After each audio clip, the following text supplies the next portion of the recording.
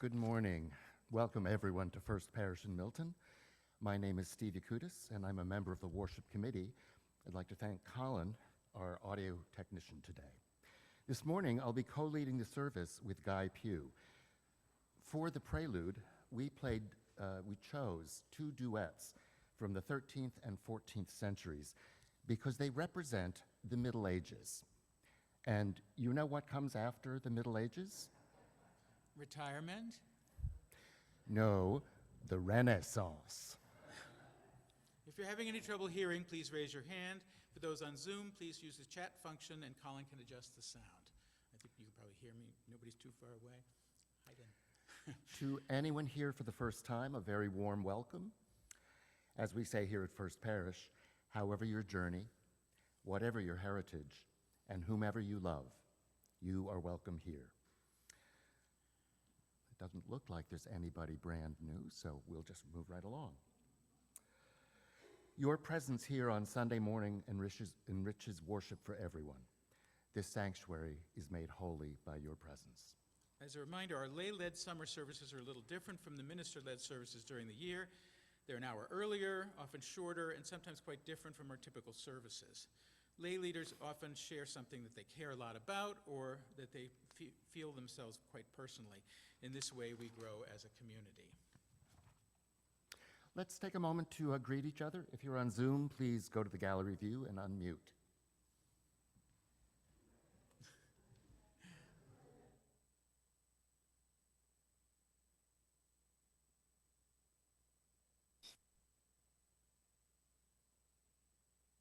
Hey, Penny. Hi, Pat. Hi, Laurel. Hi, Leslie. Hi, everybody. Are you able to hear everything? I turned it on really loud. And, Oh, and okay. yeah. Hey, I Just can't using turn the on my Gray hymnal camera. number 4 Good from morning. Poetry. It's a reading Good that we can do morning. together. I'll Morning. do the first part, and Steve and you can do the second. Okay, I think we've continued. Yeah. It's Bye-bye. called We Arrive Hi. Out of Many Singular Rooms by Kenneth Patton. 443.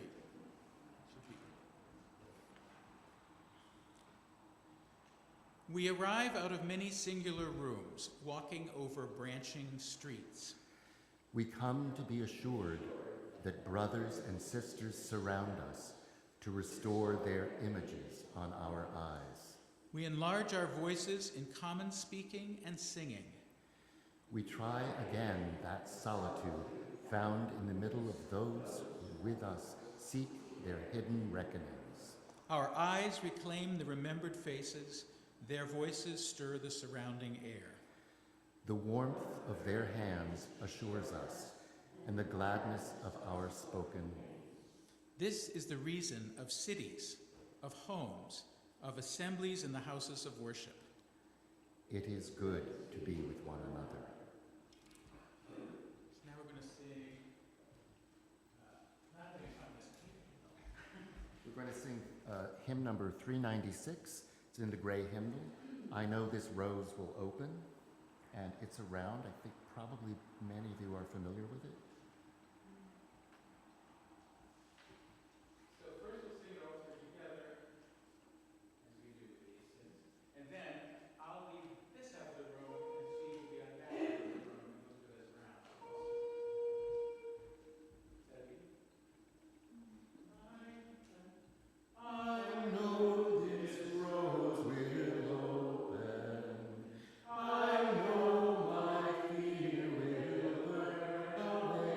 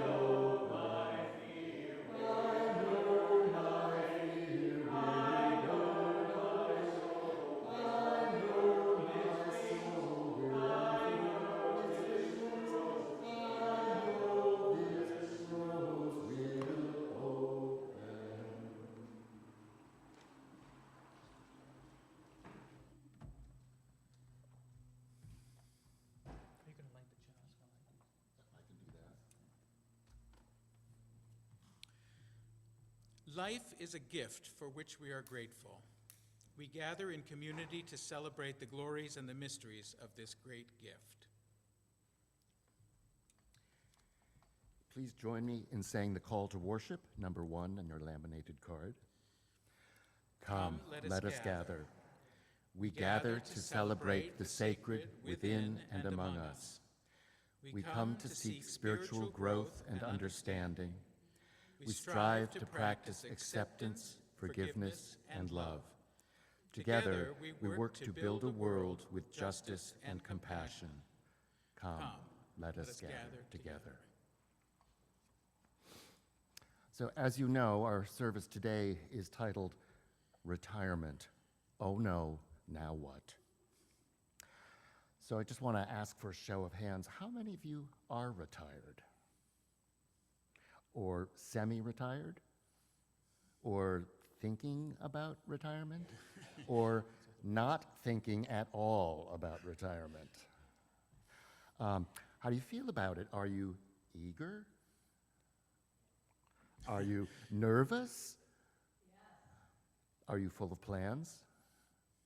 Are you in denial? Well, you may be feeling any or all of those things and more. It's absolutely appropriate because retirement is a milestone, like birth, graduation, buying a home, marriage. It's full of stress and joy. It's a place where our identity shifts. We move from one phase of life to another, one role to another. Makes me think of Shakespeare's 7 Ages of Man, all the world's a stage. Which we've chosen for our reading now. I'll get a little closer. I think it's on, yeah. Thanks. All the world's a stage, and all the men and women merely players. They have their exits and their entrances, and one man in his time plays many parts, his acts being 7 ages.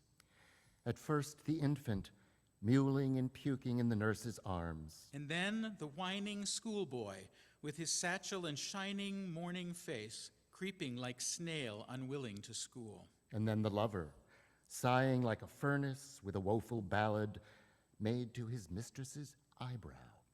Then a soldier, full of strange oaths and bearded like the pard, jealous in honor, sudden and quick in quarrel, seeking the bubble reputation, even in the cannon's mouth. And then the justice, in fair round belly with good capon lined, with eyes severe and beard of formal cut, full of wise saws and modern instances, and so he plays his part. The 6th age shifts into the lean and slippered pantaloon, with spectacles on nose and pouch on side, his youthful hose well saved, a world too wide for his shrunk shank, and his big manly voice turning again toward childish treble, pipes and whistles in his sound. Last scene of all that ends this strange, eventful history is second childishness and mere oblivion, sans teeth, sans eyes, sans taste, sans everything. That was a little grim. Well, We're the reason we chose Shakespeare's not going to monologue- focus so less on that last one. No, Okay, so the we'll one leave that one before, aside. The 6th But one, right? remember, we chose Shakespeare because he wrote in the Renaissance, and we want to think about retirement as rebirth. So we handed out 5 slips of paper earlier with quotes on them, and I'd ask you to please read the quote aloud when we call out the author. And if you're having trouble hearing, we can repeat the quote. First, let's hear from Fred Rogers. Often when you think you're at the end of something, you're at the beginning of something else. Patrick Foley. Retirement is a blank sheet of paper. It is a chance to redesign your life into something new and different. Jean Parrott. Retirement. That's when one day you return home from work and say, "Hi, honey, I'm home forever." Unknown. Retirement is when you stop living at and George Burns. You can't help getting older, but you don't have to get old. Didn't he live to 102 or something? So now some reflections, facts and figures, and experiences on retirement. For most of human history, all but the most affluent among us would work from the time we could walk until, well, the time we couldn't walk, at which point we probably kept working from a seated position. The notion of a pension paid to people who no longer work goes back at least 2,000 years to the Roman Empire, when pensions were paid out to men who had served in the military. By the late 1800s, pensions were common among municipal employees such as firefighters, police, and teachers. By the 1920s, pensions had spread to many industries. In 1905, the distinguished Dr. William Osler gave an address at Johns Hopkins where he expressed his opinion that man's best work was done between the ages of 25 and 40, which he called 15 golden years of plenty. Workers between the ages of 40 and 60 were tolerable because they were merely uncreative, he said. By 60, he felt workers were pretty much useless and should be put out to pasture. The acceptance of 65 as a reasonable retirement age came about in the 1930s, along with Social Security as it was developed.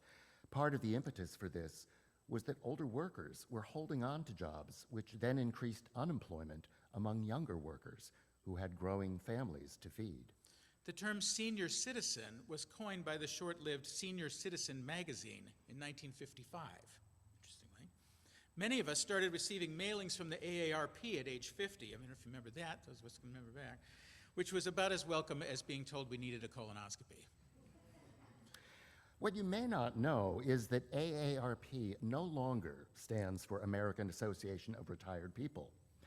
It just stands for AARP. Since 1999, they have avoided wanting to appear to be only about Americans or retired people. So all of these facts and figures suggest that retirement is a relatively new and untried concept. So Steve and I are both fully retired, but we got here on quite different paths. When I turned 55, I looked ahead and I realized that I would be turning 65 in 2022. Then I realized that the interesting date of 2/22/22 fell just about a week before my 65th birthday. So I picked that as my retirement date. This was 10 years in advance. I let my colleagues and my patients know that this was my plan, and I even started checking a calculator online which figured out how many days I had left before 2/22/22. It started out with several thousand, and then gradually shrank and shrank and shrank until it was in the double digits. I was very excited by then. So I really knew about when I was going to retire for a long time in advance. Yes. I never really gave much thought to retirement. Most of my work life has consisted of self-generated work, acting gigs, singing gigs, directing gigs, even teaching. No 9 to 5 for me. Summer arts programs, private voice students, early music festivals. I had the blessing of doing work I loved. When Guy and I decided to adopt our sons, I was adjunct faculty teaching in the performing arts department at Emerson College, flexible enough to have time to parent, which, as many of you know, is a full-time job plus overtime. I loved it. It gave my life even more purpose. I was so busy. I had an old friend from college, Jeff, and he said to me, "You're always juggling like 7 or 8 balls in the air. How do you do it?" Well, I didn't have time to think about not working. I was busy working. Then I had a series of health challenges, a crisis really, which forced me to stop working. And by the time I was out of that saga, we were in the pandemic, and now my work was recovering my physical well-being and health. I eased into retirement without a celebration or ceremony, no gold watch for me. Instead, it was a long, slow process, kind of a pivot like turning the Queen Mary. I, on the other hand, did have something of a send-off, but it was a little less than I might have hoped for. There were 6 other doctors who retired from our hospital about the same time, and all other 5 of them had had much longer and more illustrious careers than mine. So nobody was too excited about my retirement, and I was retiring before. I mean, everybody else was in their mid-70s, and here I was chickening out at 65. My office got together, though, and put together a little thing. They gave me some gifts: a funny T-shirt that said I was old, a pair of socks, which said something like, these are shoes too big to fill, or something it said on the socks. And I thought it was funny because that 6th stage of man talks about socks. It's like that's the retirement thing, I guess, is socks. They also gave me a nice framed picture of everybody in the staff at the office, all of them completely masked. So it's really this grim thing I'm never going to put up on a wall anywhere, I don't think. But anyway, here we are, living the dream. One son out of the nest, another gearing up for next steps after graduating college. No grandchildren yet that we know of. No pets. So what's our life like? What occupies the time we used to spend commuting and working? What are the changes and challenges? Well, I think of all the tools that I learned in my work life, and I start each day by making a list. Organizing my time is what works for me, having a schedule. So the first thing on the list is make a list. That way I can check it off. I list the things I like to do. I list the things I want to do. I even sometimes list the things I have to do. I always include taking a nap, because retirement is hard work and I've earned it. So what is on this list? I thought about this. I thought they could be gathered into 3 areas to focus on. One was health, another was interests or hobbies, and the third, connections. Okay, for me, the biggest change in health for me in retirement is that finally I've been able to do something I've been telling my patients to do for years and years, which is exercise on a regular basis. Instead of just telling them to do it, I was able to do it. Thanks to our friend Bibi, I found a pool and started swimming. So I swim 5 days a week, half a mile. And I also, in the first 6 months of retirement, undertook to walk all of the trails of the Blue Hills, which is 125 miles of trails. And that was great fun. And I recommend it to anybody who's interested in being outdoors. That was really great. Another aspect of health is meal planning and eating right. In our house, dinners are carefully planned a week in advance. Hard to believe.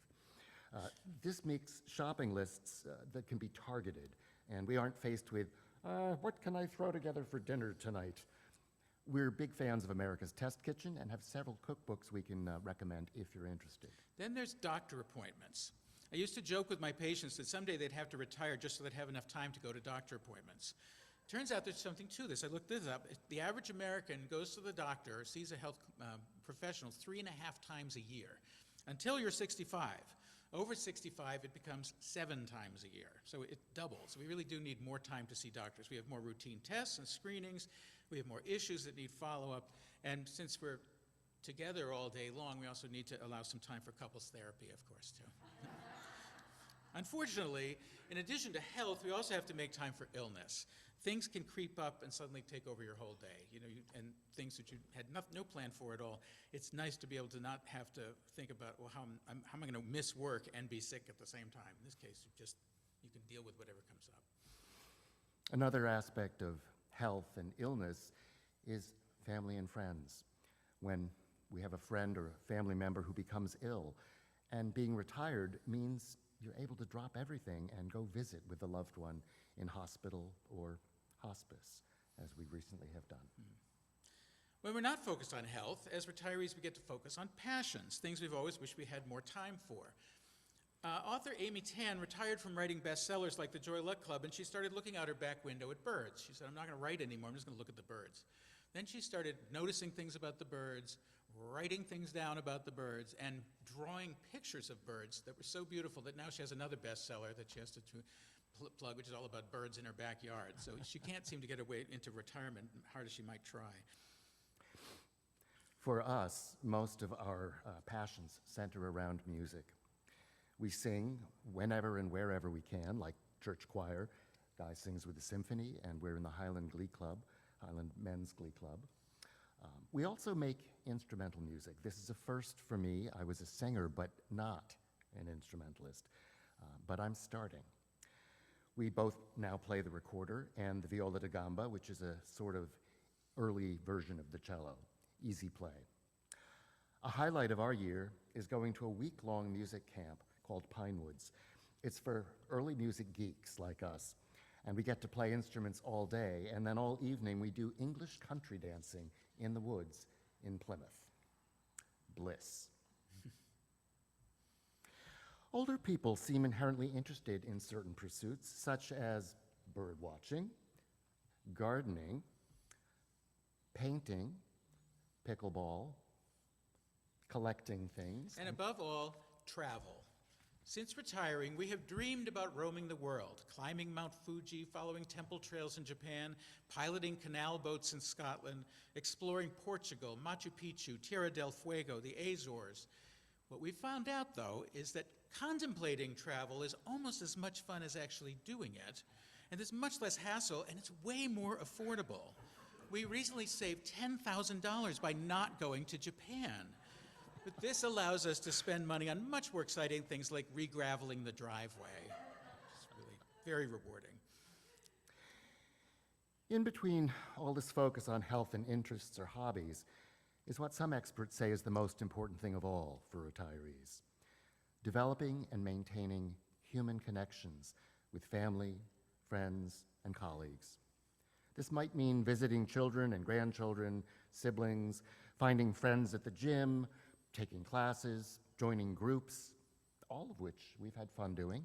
But for pursuing interests, finding and building community, finding meaning in life, expanding horizons, learning new things, as well as disposing of any extra time or money you may have lying around, nothing beats getting involved with church.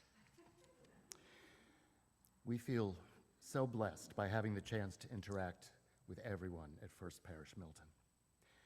If you ever worry that you'll have nothing to do or will get isolated or disconnected if you retire, take a look around. First Parish Milton is here to help.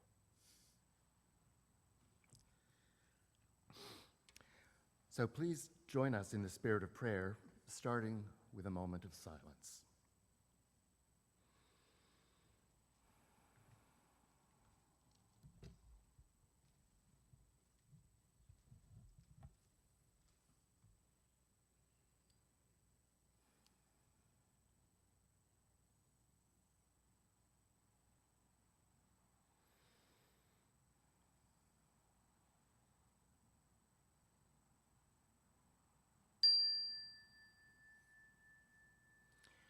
We lift up our heart in thanks by Richard M. Fuchs. For the sun and the dawn, which we did not create. For the moon and the evening, which we did not make. For food which we plant but cannot grow. For friends and loved ones we have not earned and cannot buy. For this gathered company, which welcomes us as we are from wherever we have come. For all our free churches that keep us human and encourage us in our quest for beauty, truth, and love. For all things which come to us as gifts of being from sources beyond ourselves. Gifts of life and love and friendship, we lift our hearts in thanks this day.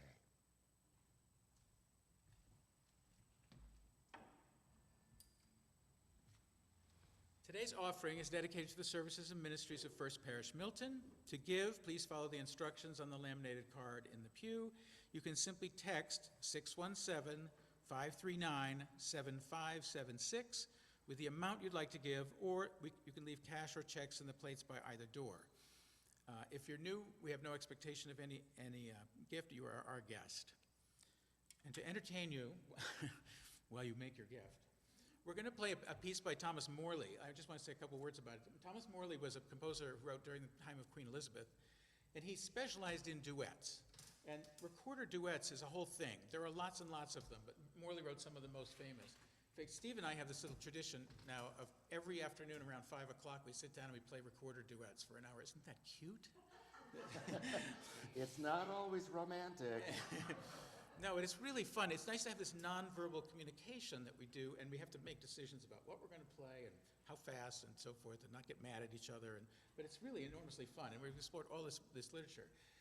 Morley wrote these wonderful duets, and he wrote a book of them, and he made up a new name for his duets. He called them canzonettes, which is the Italian word canzona, meaning song, a little song. So they're little songs, but no other composer in all of history has written anything called a canzonette except Morley. He just made that up. So what we're going to play you is actually not a canzonette. This one is called duo. How's that for original, huh? But if you listen to it, it has lots of little pieces of imitation. But the most interesting to me about it is it's on 2 pages. The second page is repeated, but when we repeat the second page, we switch parts. So if you listen very closely, you can almost tell that we're not playing exactly the same thing we were before. It also ends with a lot of fast notes, and sometimes these come swirling out in a gorgeous glory of sound, and sometimes they just go running off the rails, and we'll just have to see what happens. When we get nervous, we play faster, so that's a problem. But here it goes.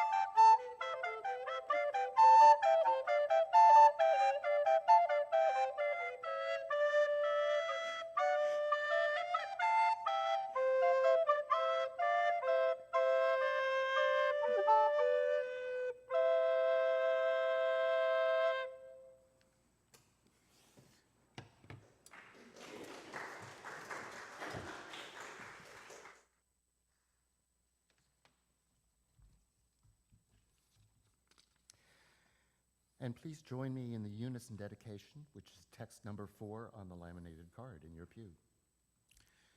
May these gifts be transformed into strength for this faith community, into comfort, food, and shelter for those in need, and may we be transformed by generosity. And before the benediction, we'll do our closing hymn, which is number 393 in the gray hymnal. It's another round, Jubilate Deo, and Guy will be teaching it. So this one may not be as familiar as the other one. Is there anybody who doesn't know how to read music at all?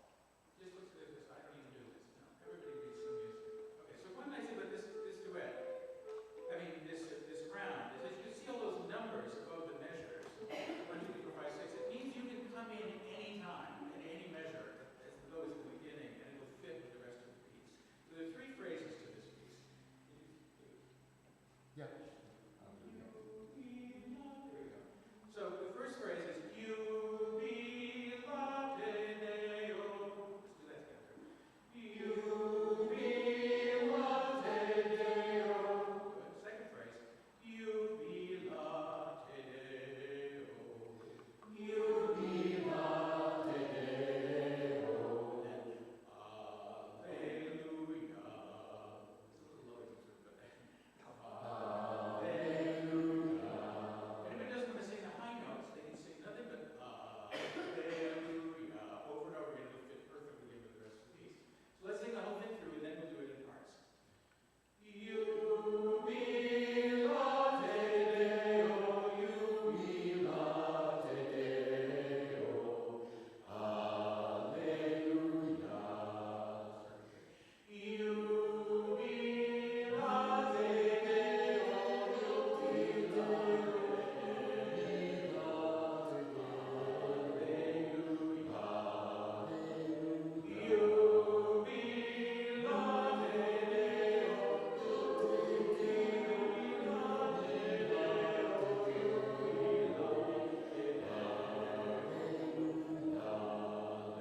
Alleluia. One more time.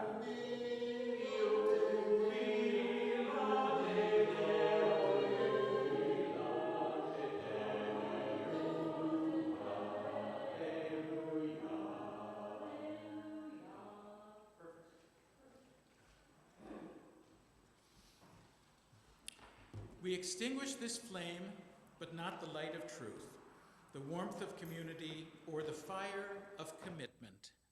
These we carry in our hearts until we are together again. Have a good week.